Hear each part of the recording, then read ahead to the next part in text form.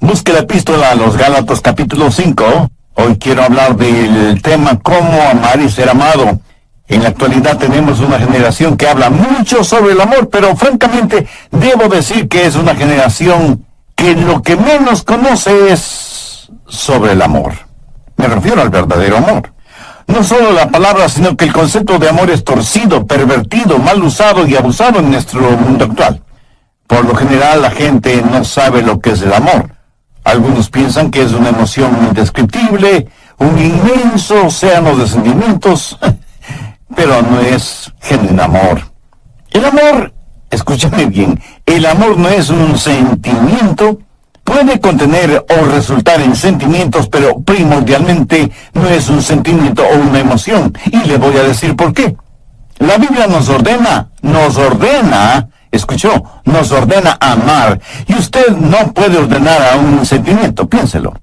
Así que la clase de amor de la cual estoy hablando no es un sentimiento, ni una emoción, ni una incontrolable pasión.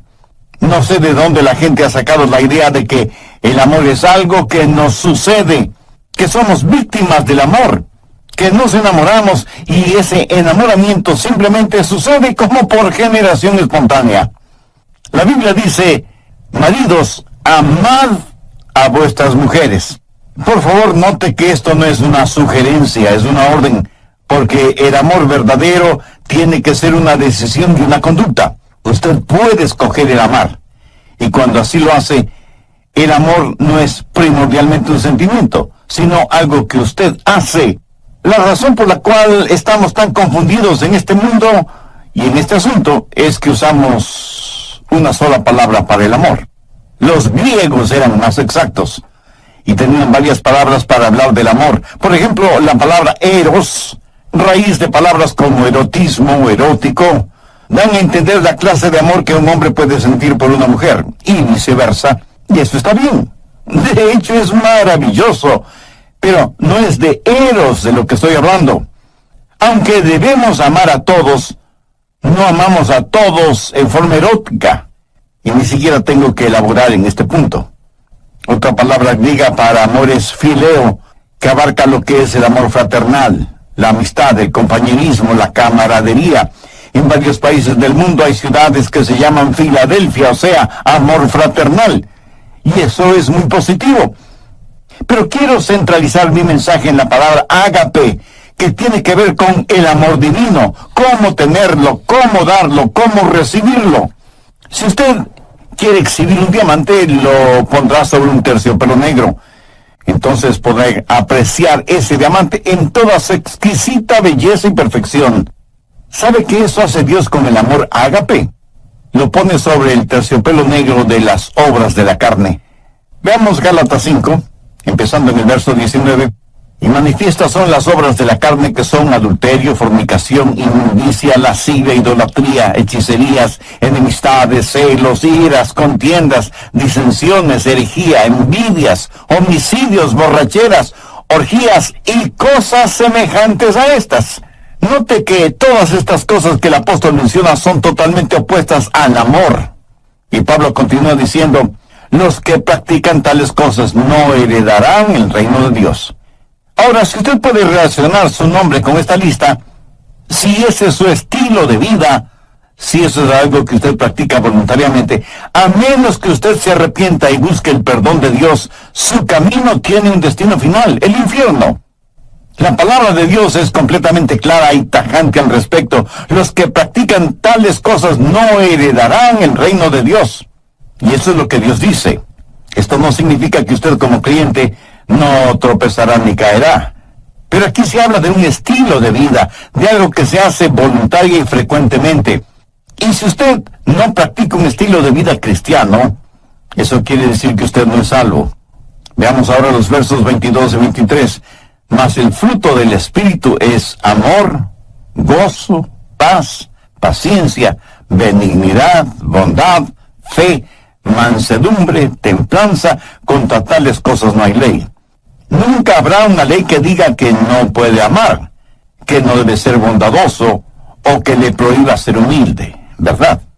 Pero sí hay leyes contra las obras de la carne, pero no hay leyes contra el fruto del Espíritu. Hay 9 cualidades en el fruto del Espíritu y vamos a estudiarlas tanto como nos sea posible. Pero no solo que vamos a ver el fruto del Espíritu, sino que nos vamos a examinar a nosotros mismos para saber si somos en realidad cristianos espirituales y maduros. Vivimos en una generación que habla mucho acerca de los dones del Espíritu, profecía, hablar en lenguas, sanidades. Parece que cada persona está diciendo: este es mi don espiritual, ¿cuál es el tuyo? Dios nos ha dado a cada uno de nosotros un don espiritual y necesitamos descubrir cuál es ese don y desarrollarlo y ponerlo en práctica. Pero escucha atentamente lo que voy a decir.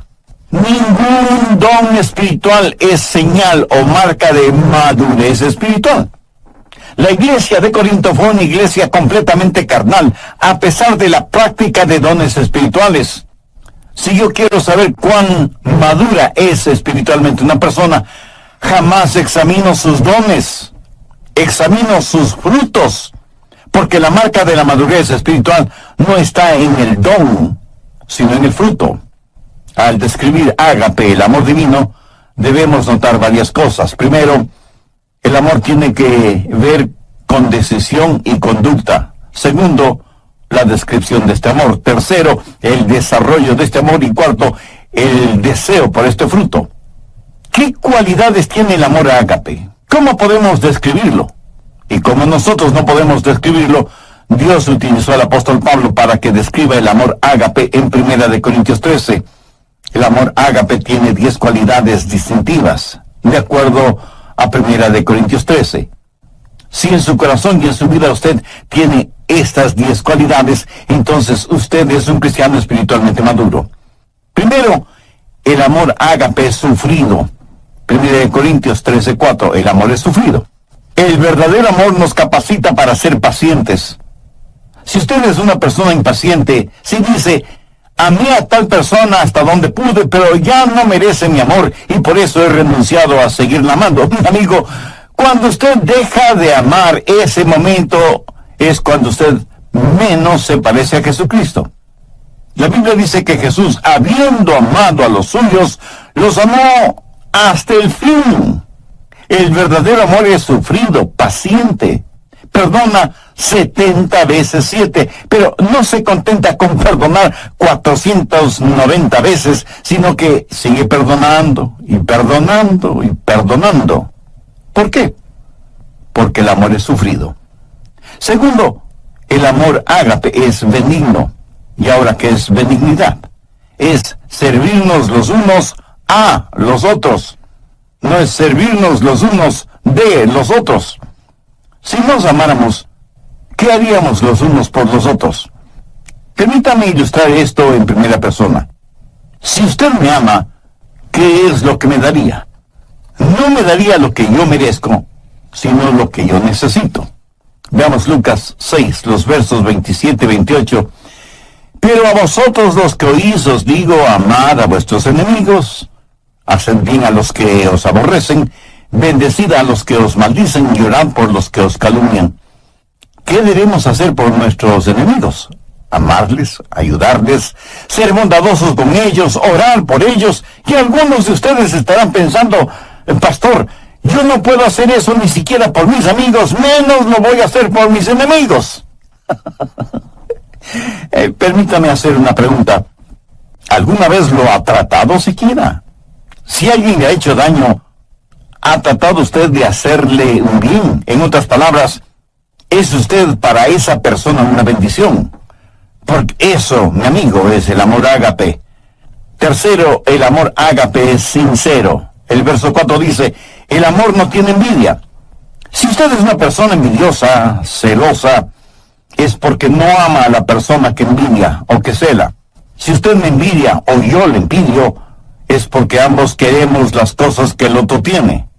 Si yo quiero algo que es suyo, no me regocijaré de que usted lo tenga.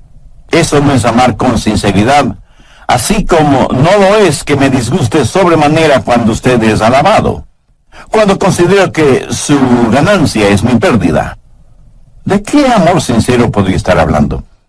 El amor verdaderamente sincero se regocija cuando los demás son bendecidos y prosperados. Cuarto, el amor ágape no es jactancioso, más bien le capacita para que sea humilde, para que no sea vanidoso ni prepotente, ni mire a los demás por encima del hombro. La Biblia dice que no debemos considerarnos más que los demás. Busque Proverbios 21:4. Altivez de ojos y orgullo de corazón y pensamientos impíos son pecado. El orgullo y el genuino amor no pueden habitar en nuestro corazón al mismo tiempo. No podemos ser vanidosos y bondadosos a la misma vez.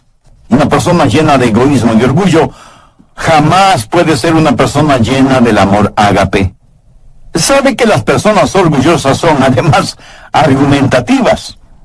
La Biblia dice que solo por el orgullo viene la contención. ¿Sabe cuál es el problema en los hogares cuando hay argumentos y contenciones?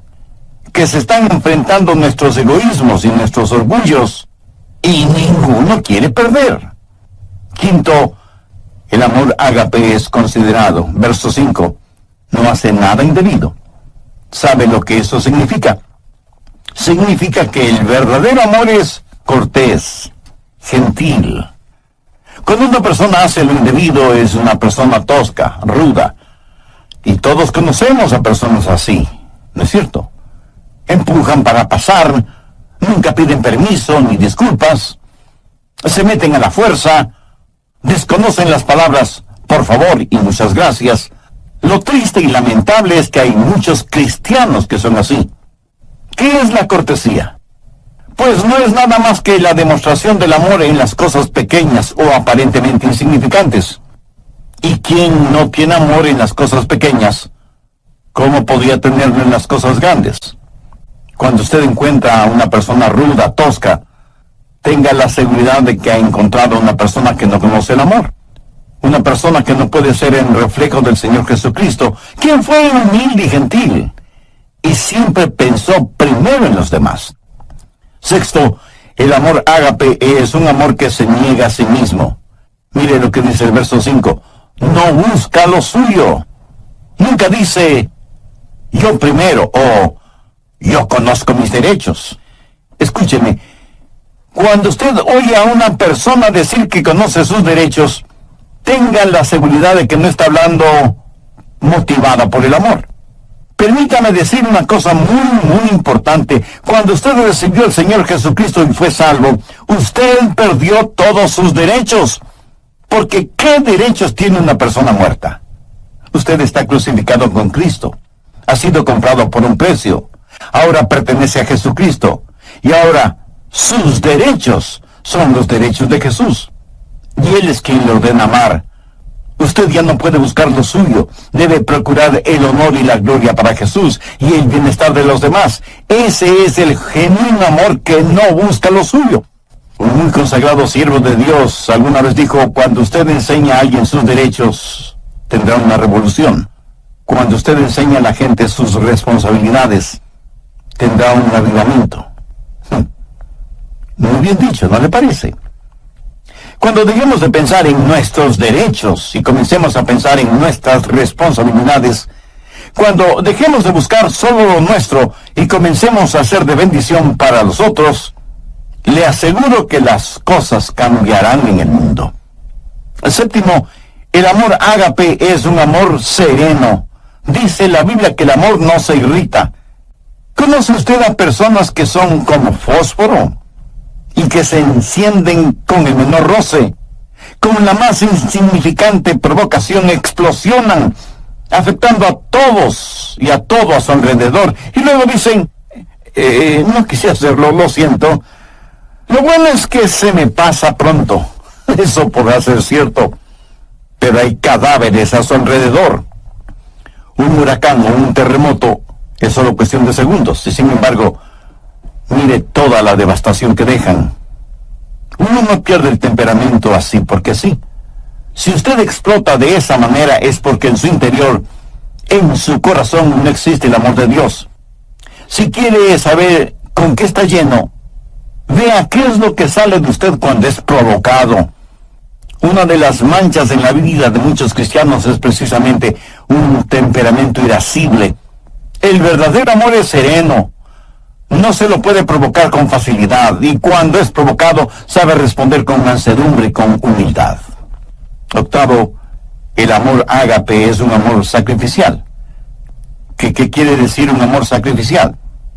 Note las tres palabras finales del verso 5. No guarda rencor. O sea, no va acumulando las faltas de otros. El amor ágape tiene la capacidad de perdonar y olvidar. Pero eso, mi amigo, eso cuesta. En algún programa anterior dije que no puede haber perdón sin que alguien pague el precio. Por ejemplo, si usted me debe $100 y yo le perdono esa deuda, el perdonarle me costó $100. ¿Lo entiende? Muchos de nosotros somos magníficos amanuenses y mantenemos una detallada lista de lo malo que los otros nos han hecho. Y no solo somos amanuenses, sino también buenos contadores, y en nuestro libro de contabilidad anotamos minuciosamente lo que los otros nos deben. Y no estoy hablando necesariamente de dinero. Tenemos necesidad de aprender a perdonar y olvidar, sabiendo que hay un precio que pagar y un dolor que experimentar. El precio y el dolor lo pagó y lo sintió Cristo en la cruz del Calvario. Es la máxima demostración del amor sacrificial. ¿Ha aceptado usted el amor sacrificial de Cristo? Recuerde que nadie puede dar lo que no tiene. Si usted no tiene amor en su corazón, no podrá dar amor a nadie. Dios le ama y quiere salvarle. Jesús murió en la cruz para pagar la deuda de sus pecados. Si usted desea ser salvo ahora mismo, humíllese delante de Dios, confiese y arrepiéntase de sus pecados, e invite a Jesús a vivir en su corazón como su Salvador y Señor. Y pídale que le ayude a hacer lo que Él quiere que usted sea. Decídase a hacer un testimonio vivo de su gracia y misericordia, a pesar de las circunstancias o de las consecuencias.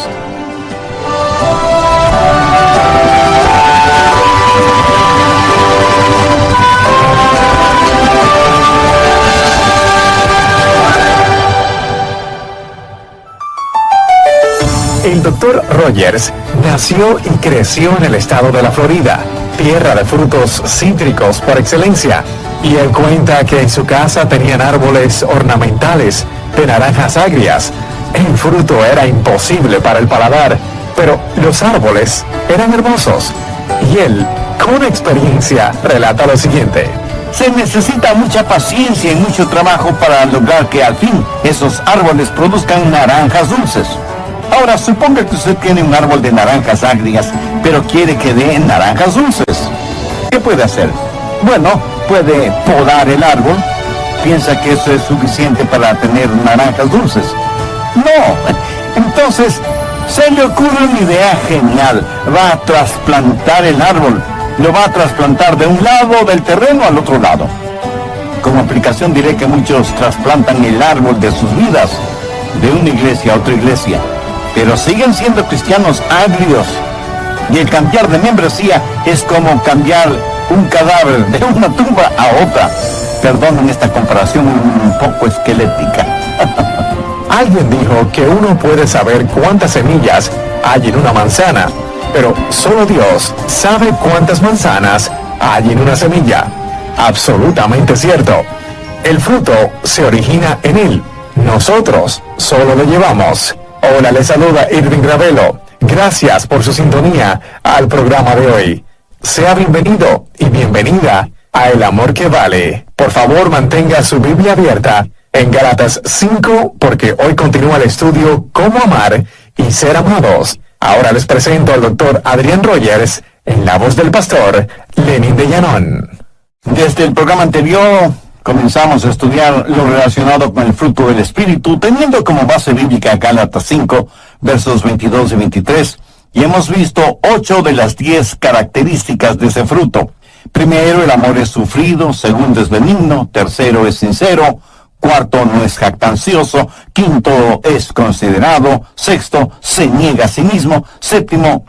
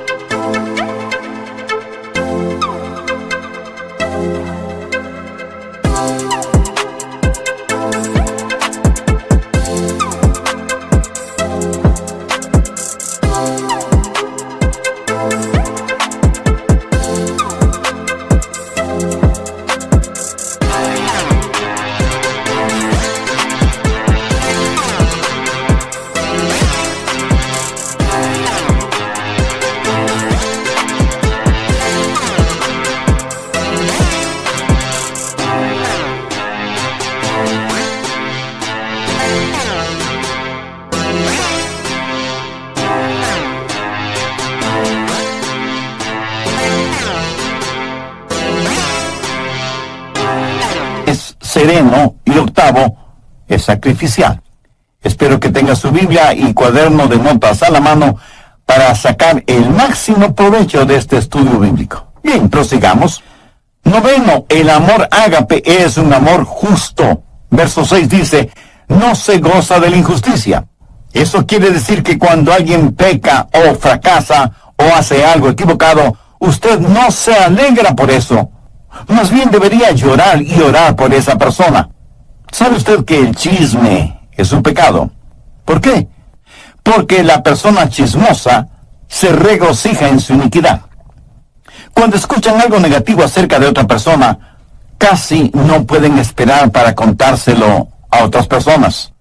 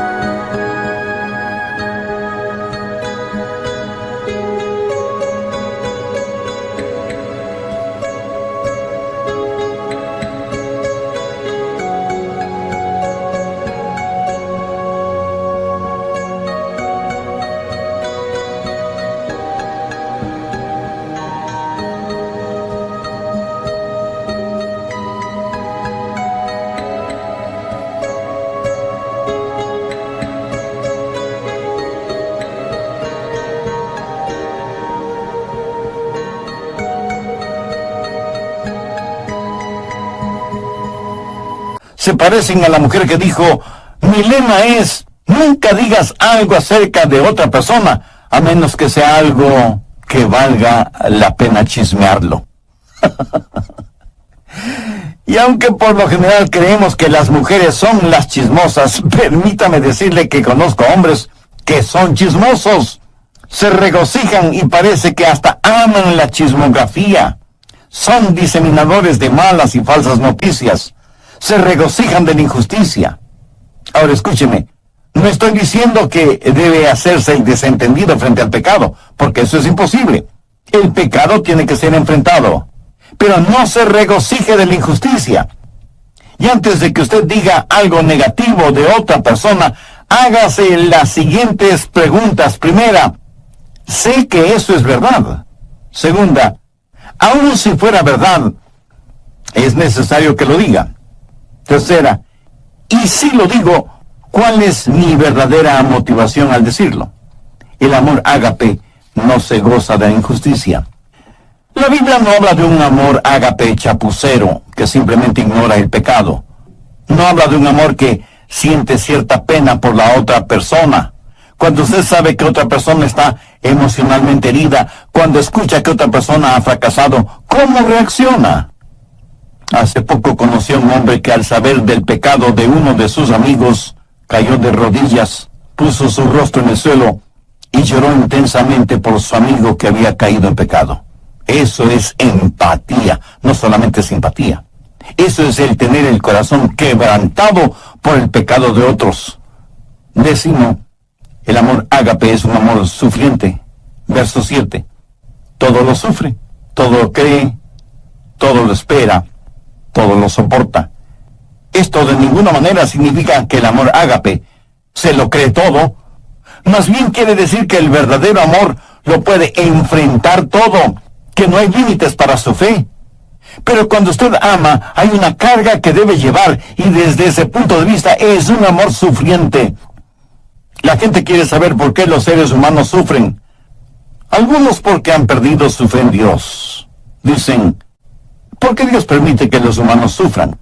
Si Él es un Dios que todo lo sabe y todo lo puede, ¿por qué no detiene o elimina el sufrimiento? Escúcheme, Él pudo haberlo hecho. ¿Sabe cómo?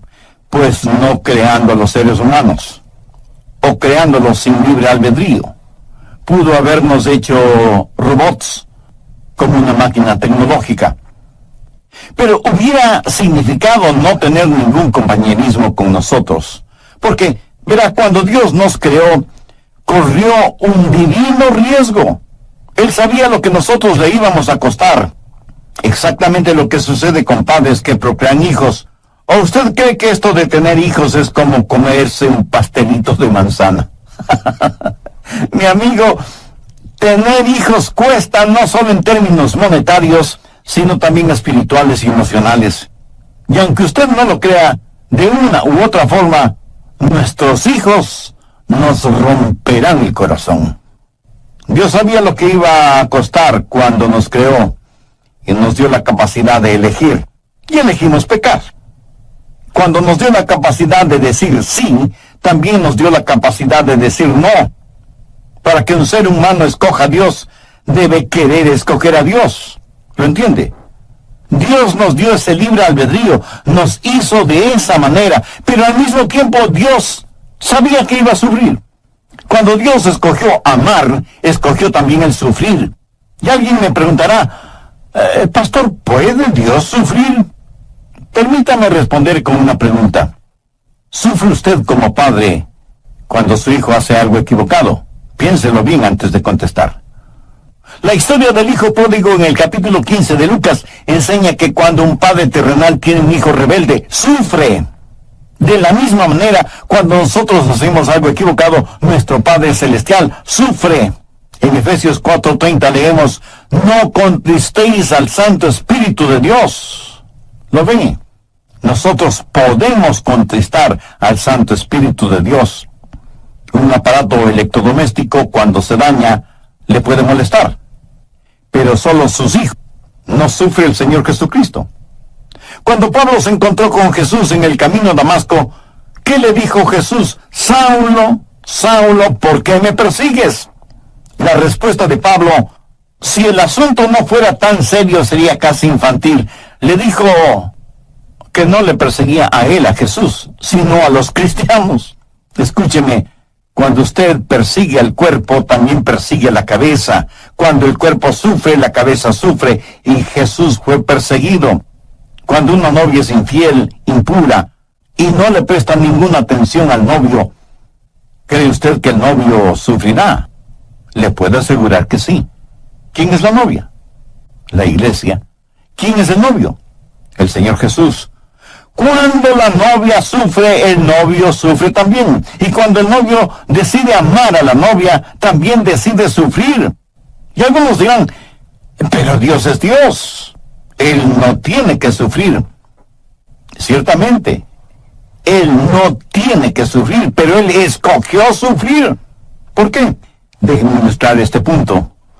Suponga que usted y su cónyuge van a tomar las vacaciones soñadas toda una vida. ¿Será su segunda luna de miel en una de las islas de Hawái? Suponga que alguien les ha provisto un precioso condominio en la isla, a la orilla de una fabulosa playa, pero asimismo suponga que no tienen suficiente dinero para hacer todo lo que quieren hacer. Pero ya están ahí, dispuestos a disfrutar a plenitud del sol, la playa, el mar, las palmeras, la música y la deliciosa comida. Suponga que más o menos a las 6 horas de estar en la isla, en el continente, uno de sus nietos es golpeado por un automóvil y las preguntas surgen de inmediato. Debemos llamar a los abuelos para avisarles. Debemos interrumpir sus tan anheladas vacaciones. Ahora, ¿cuántos abuelitos y abuelitas que me están escuchando dirían, prefiero no saber nada y que me dejen disfrutar de mis vacaciones? ¿Cuántos tendrían la actitud?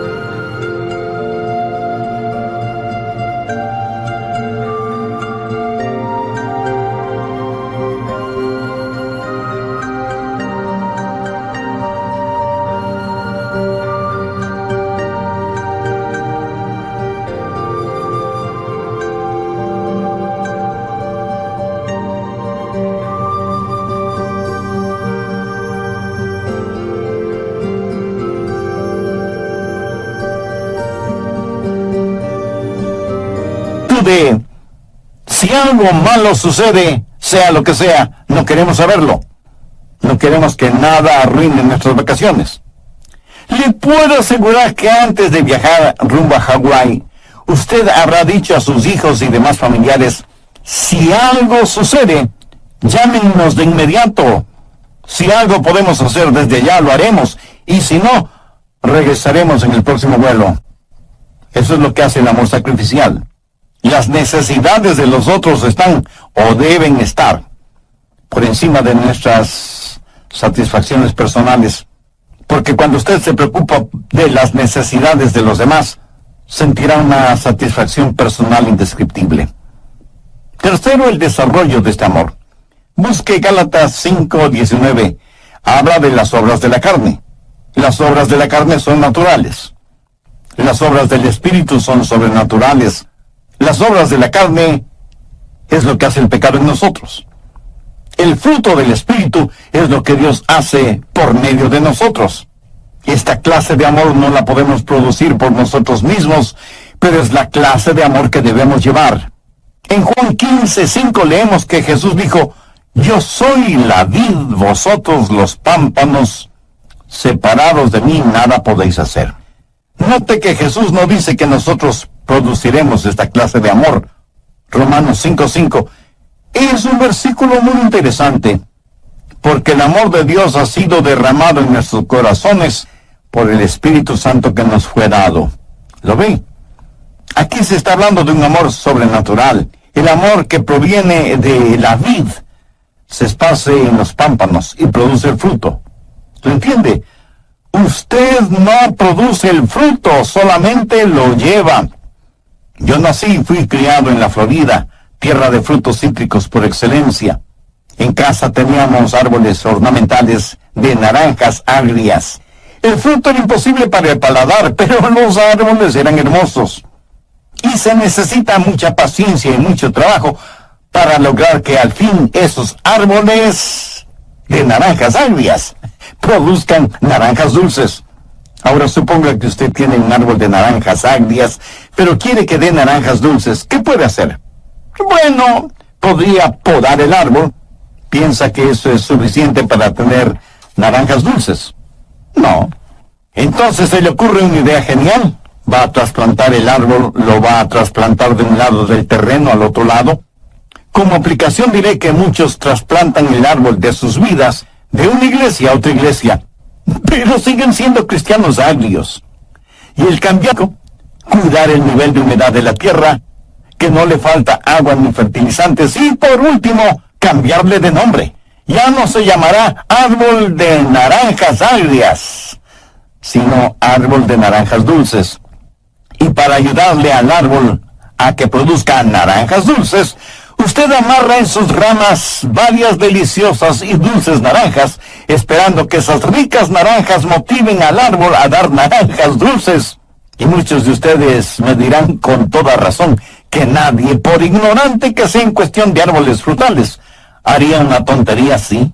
Mi amigo, no es asunto de trasplante, ni asunto de podar el árbol, ni de fertilizarlo, ni de cambiarle de nombre, ni de amarrar en sus ramas buenos frutos, que solo serán decorativos.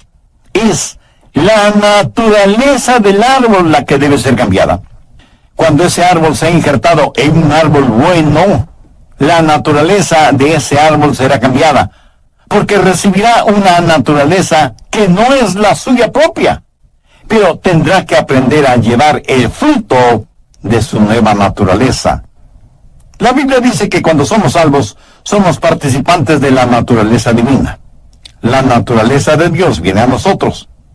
Pero esta es la clase de amor que no es el fruto de las obras de la carne, raíz de amargura, sino que es el fruto del Espíritu. Es la naturaleza del Dios Todopoderoso que ha sido injertada en usted, en mí, en nosotros.